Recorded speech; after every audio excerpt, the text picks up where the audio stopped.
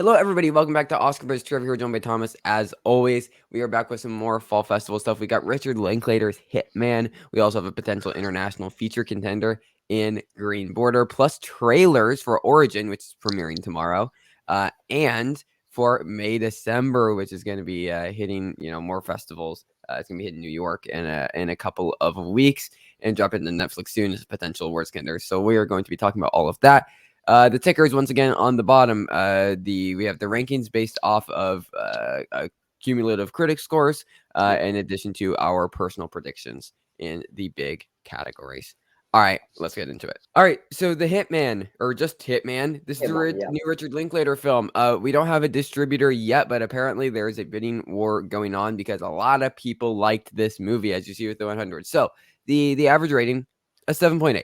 It's not like, gonna blow you away, right? The Metacritic, a 77. But look at this. But no negative The worst reviews. is a 67 here? I think this is the thing to mention. There's no negative reviews for this film. It seems like everyone is just generally positive, like at least coming out of them liking it. Look at that. Like, they may not love it, but still, I think these are very good reviews to be getting for a film like this, especially from the sort of under the radar, I'd say, coming into these festivals. Like, I mean, Linklater's a big name, but I guess people just weren't really talking about this for anything. But potentially with these reviews, we could be looking at like Lone Screenplay. Glenn Powell could pick up some buzz like early on for Critics' Choice and Golden Globes. So yeah, I think like we could actually see the film appear here and there during award season. No, I'm really looking forward to it. I mean, Linklater's one of my favorite directors, so yeah. And it just seems like it's fairly universally liked, universally acclaimed, which is nice. Yeah, I mean, I've just heard that it's really, really fun. It's a kind of like dark, witty comedy.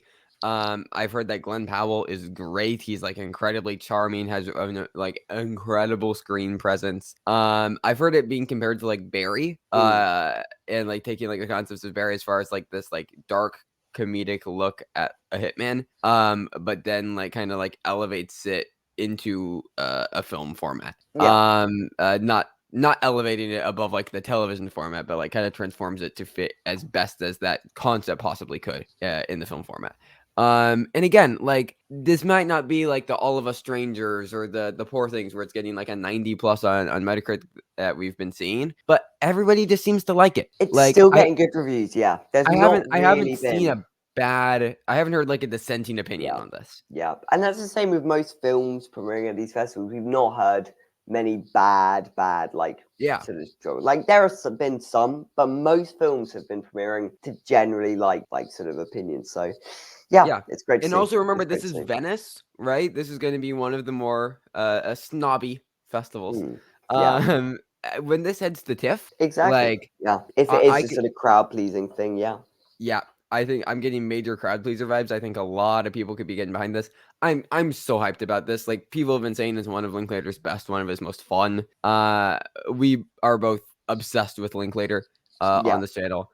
Both absolutely love him.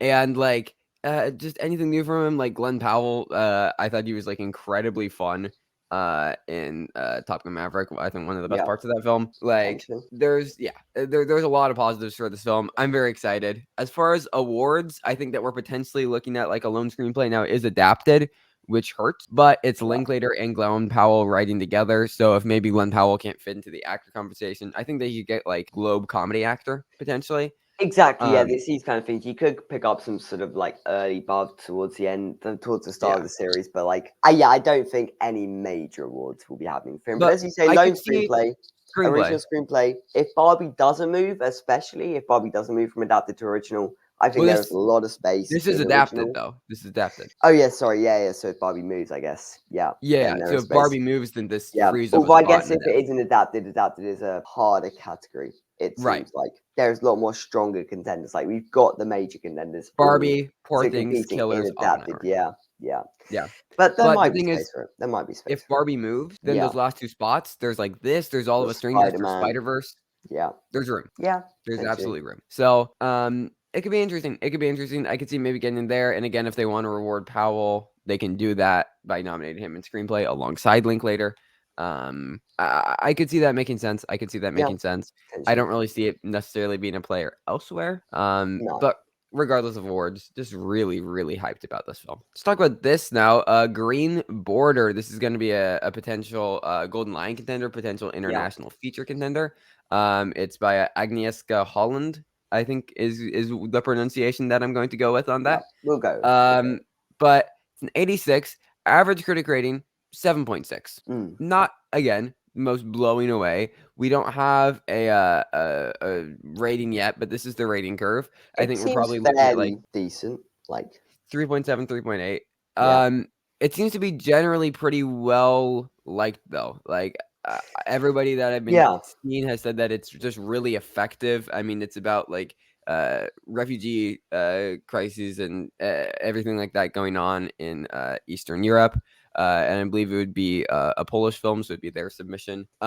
So I could see this being definitely a factor in the international feature race. It seems incredibly important and incredibly yeah. effective in detailing the important nature of the story. Yeah, because I mean, topical films like this always seem to do sort of well in these international like races because they can get eyes on them, they can get buzz. And this does seem like that. In terms of Golden Lion, which we were potentially speculating about coming into the festival for this film, I'm not entirely sure. Like, it seems like a lot of things at Venice has just premiered to great, like It's really, really good I reviews. feel like it's Poor And so, Things. Like I'd be shocked if it wasn't exactly. Poor Things. Exactly. Like, these reviews are good, but they're not on the same level as other things that have been premiering at Venice in competition. So, yeah, I think Golden Line might be just out of reach, but I definitely think this should be talked about in the international feature race. And it does seem interesting. It seems like very topical, like, yeah, as you say, very important, very sort of Yeah. timely, all of these kind of things. No, absolutely, absolutely. So again, I don't think it's necessarily something that we have to be talking about as like a major awards player, but I'm curious to see it.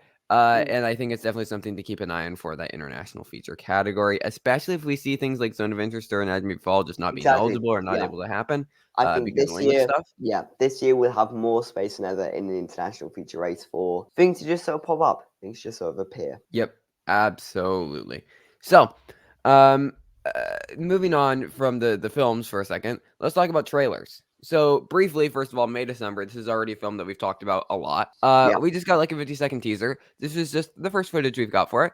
It looks really fun. It looks interesting. I mean, it focuses mostly on Natalie Portman, suggesting she will be the Yes, biggest part of the I film, think which she's I lead. think Yeah, we've heard about. Like, we sort of have known that by this yeah, stage. But yeah, I mean, it just looks fun what they're doing with this film. I don't think it'll be trying to do anything more than that, but I don't think it yeah, needs to be either. Like, it can just be the sort of fun, dark comedy, sort of campy thing that premieres on Netflix towards the end of the year, and is sort of well written and well performed, which it seems yeah. like this And thing it's just is. Todd Haynes, and look at that cast. Exactly. Like reviews were actually quite strong from it. I think it got like a low 80s on Metacritic. 80s, yeah, yeah, yeah. So like, I know I'm really hyped. I love Todd Haynes. I'm a really massive fan of a lot of his work. So anything Todd Haynes, I'm here for. It looks like a really, as you said, just a fun romp. Exactly. Yeah, Um yeah, yeah. and yeah, looks to have great performances. Again, as far as awards, it just feels like a lone screenplay thing. I don't know if it breaks into If acting. that, yeah, like Yeah, if that, to be honest, like this could just be the sort of thing that premieres on Netflix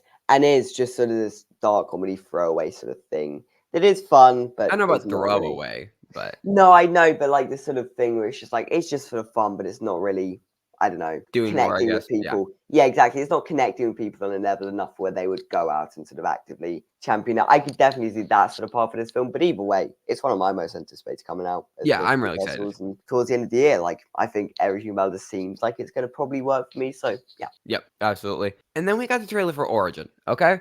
And this is quite fascinating because you wanna know who tweeted out the trailer for Origin? Neon. Mm, And we didn't yeah. know this before. We didn't know No, this. it's Nobody a knew this. neon film apparently. But Neon has apparently picked it up. And Neon is taking yeah, the distribution for Origin. Origin, if you don't know, new Ava DuVernay film.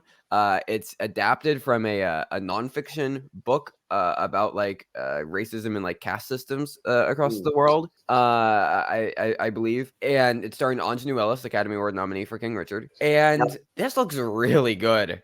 It looks I think it looks really interesting. It looks yeah, very ambitious. It looks yeah. very expansive. I don't exactly know what they're doing, but I'm also kind of here for not exactly knowing what they're doing Yeah, with this it film. felt like a Malick film to me. Yeah, I mean, Anjanou Ellis looks like she's given a very powerful performance. I mean, Yeah, it seems like from just a monologue in the trailer that she'll have some big scenes or anything like that. So, yeah, like, potentially we could have another actress nominee sort of like but candidate. that category is I mean, wild this right is now. that category, yeah. But like, yeah, I mean, this looks good. It seems like Neon is finally sort of stepping their foot properly into the Oscars game. Like, obviously, they have had hits in the past, but like between this and Ferrari, it seems like they're going for a more traditional Oscar sort of films to I don't know if I'd potentially call try this and campaign. traditional necessarily. It looks quite Maybe not, like, as you but said, ambitious yeah, and I don't know. I guess more sort of they're looking at they're trying to picking stuff up. campaign. They're Like, yeah, picking stuff up that they think they can turn into Oscar contenders rather than just sort of naturally having going these at sort of can. grassroots. Yeah. Yeah, exactly, these grassroots campaigns. But yeah, I think it looks really interesting. I think Neon is probably a good place for it.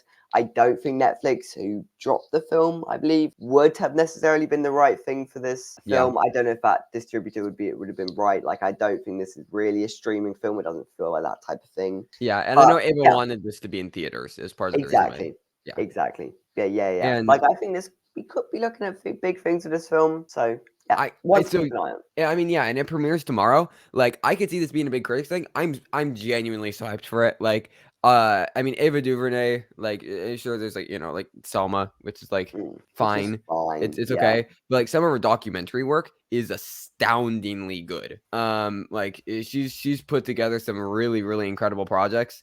And that's why like this makes a lot of sense for her to be taking like this like nonfiction Exactly. Yeah. like Yeah. type of Less sort of novel and character, like narrative focus, more sort of thematic wise. Yeah. yeah. So like I think that this is going to be very much a Trevor film. I could see it being very much a critics film. I mean, watch Potentially. out for this to take awards. I mean, Like potentially, yeah. Like, I don't think it will necessarily have the greatest premiere at TIFF. Like, it doesn't really feel like it is going to TIFF TIFF, would yeah. go But for like I it. mean, as far as like But Venice Awards, like exactly, Venice Awards, we could see a sharp here and there, especially when there are categories like director, screenplay. Potentially. yeah, I mean, we'll see. We'll see. yeah. Also, if you haven't seen them, watch 13th and When They See Us. They're both incredible. Like I don't think that we've really seen if you've just watched Ava DuVernay's narrative Yeah, stuff, you haven't really seen the true breadth of her talents because she's an incredibly talented filmmaker. So yeah, really, really hyped for this. Really hyped to see the reactions. Like I wouldn't be surprised if we have another like high 80, low 90 Metacritic on our hands with this thing. potentially. Like Potentially. regardless, really, really excited. So we have that to look forward to tomorrow.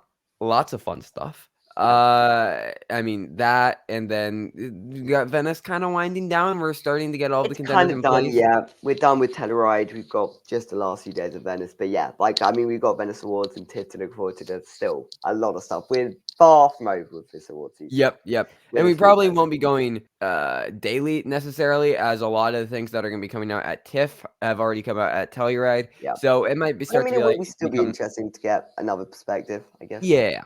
But don't be surprised if we start to go like every other day or every third day Yeah. or something like that. So, regardless, make sure to stick around for more fall festival coverage. That is it for today. But as we said, Origin tomorrow and plenty more after that. You can support the SAG and WJ strikes and links in the description, as well as follow us on social media if that is something that you are interested in.